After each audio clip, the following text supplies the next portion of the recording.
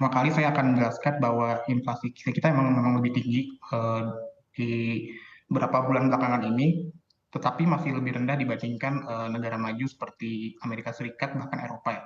Menurut saya ada beberapa hal yang menurut saya bisa menjadi dorongan rupiah agar tetap kuat di kondisi sekarang. Pertama, apabila BI sudah mulai jelas memberikan pernyataan kenaikan suku bunga ke depan untuk menekan kenaikan inflasi, diharapkan global foreign flow juga bisa kembali masuk seiring dengan tingkat bunga Indonesia yang sudah lebih menarik.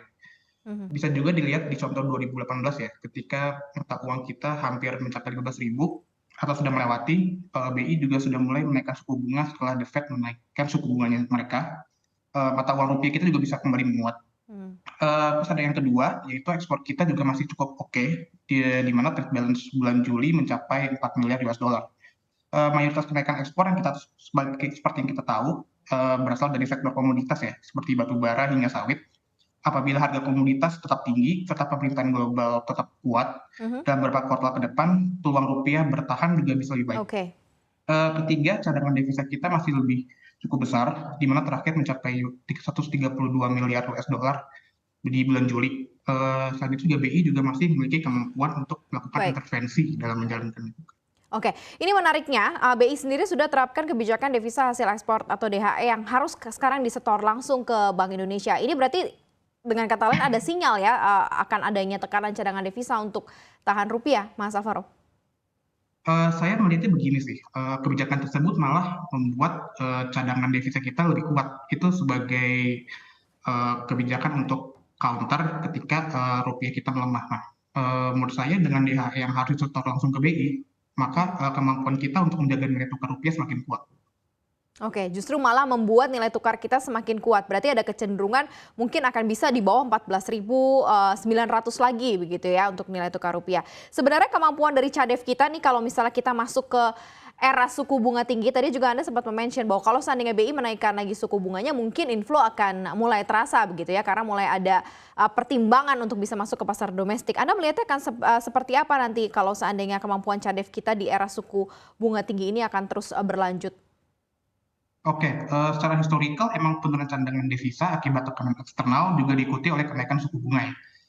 Apabila tekanan pelemahan rupiah terus berlanjut dan dapat mengurangi devisa kita, suku bunga juga harus dinaikkan agar tekanan pertukaran rupiah ke mata uang asing dapat dijaga.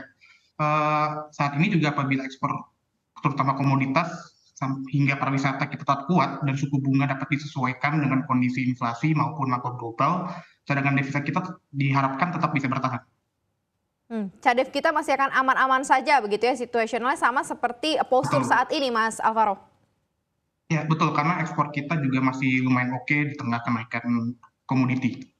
Mhm. Sekarang kita dihadapi oleh resiko yang lain, resiko capital outflow ya, di mana kalau seandainya BI sudah menaikkan suku bunga acuan, berarti kan kebijakan ini akan cukup membanjiri pasar sekunder SBN dan ini diharapkan juga bisa jaga yield ya. Nah, bagaimana caranya yield tinggi ini untuk mencegah capital outflow? Karena ini termasuk salah satu ancaman berikutnya pastinya Mas Alvaro. Oke, jadi kemarin itu BI baru mengumumkan namanya Operation Twist, di mana memang bertujuan untuk meningkatkan yield obligasi tenor pendek untuk mendorong foreign flow kembali di tengah rate yang lebih baik. Selain itu juga menurunkan yield obligasi tenor panjang yang merefleksikan suku bunga jangka panjang dapat menurun. Meskipun bisa berdampak pada minimalisasi capital outflow, tapi BI juga harus menjaga komunikasi kebijakan mereka dengan lebih jelas agar market atau pelaku pasar hingga masyarakat eh, dapat bersiap untuk menghadapi kenaikan suku bunga. Selain itu juga spread antara suku bunga BI dengan Indo juga harus lebih dijaga.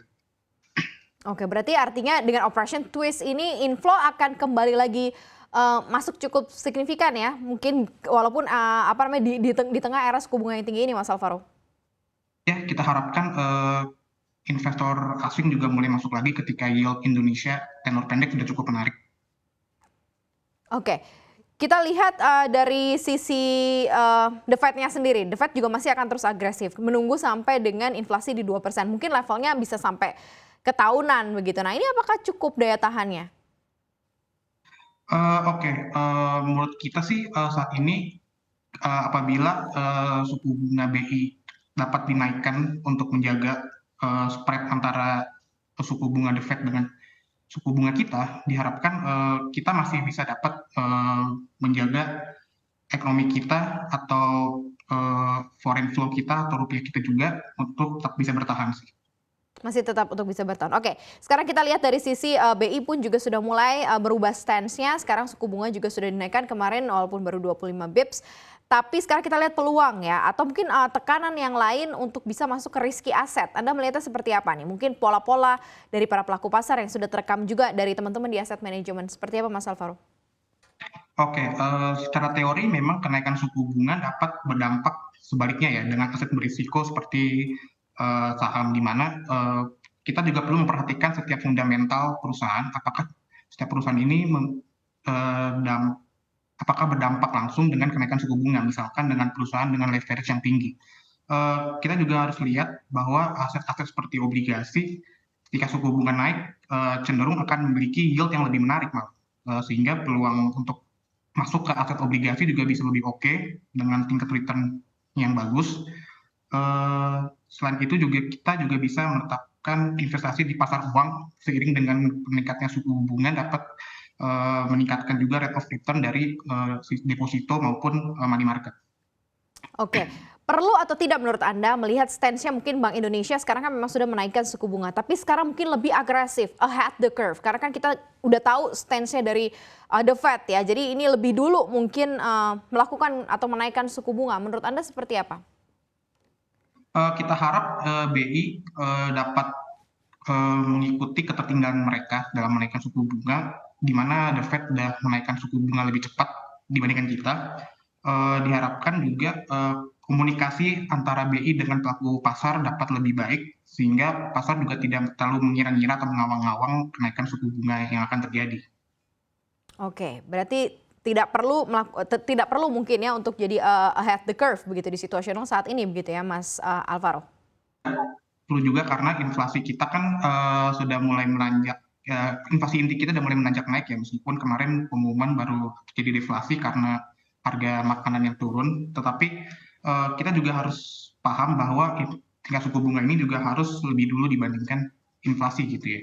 Makanya yang penting dari BI sendiri adalah untuk mengkomunikasikan apakah outlook inflasi mereka ke depan dan bagaimana mereka meredam inflasi tersebut menggunakan instrumen moneter pasar tingkat suku bunga.